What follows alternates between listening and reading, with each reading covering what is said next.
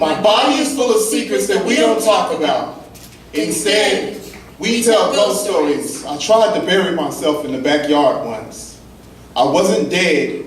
My dad told me he was tired of looking at my face. At 13, I bound my breast in an ace bandage wound tight enough to leave scars that still cry down the sides of my ribcage. No one can seem to find the words to tell the river-eyed girls how to keep their bodies from being mangled between the pick and gnash of schoolboy mouth and grown man teeth. I'm always looking for ways to spell things in my skin. If I can't find a razor, I'll use a woman.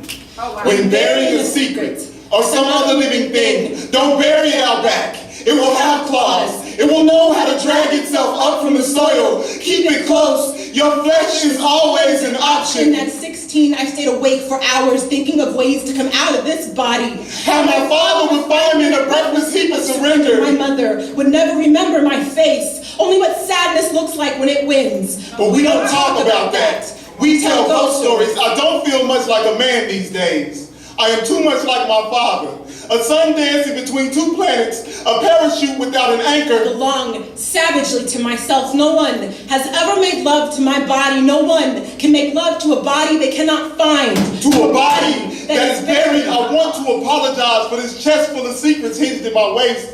But I am terrified of this herd of elephants in my skin. This body is a stampede of guilt.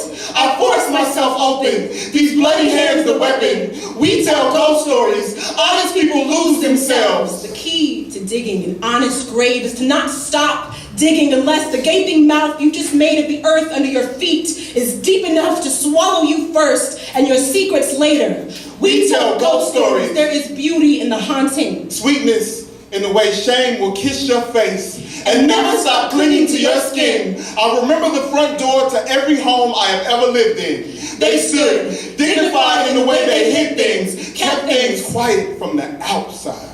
Made hell a home and housed its ghosts. My father kept his secrets folded under his tongue. Were stuffed into a 2-bedroom apartment that my mother has never questioned on the south side.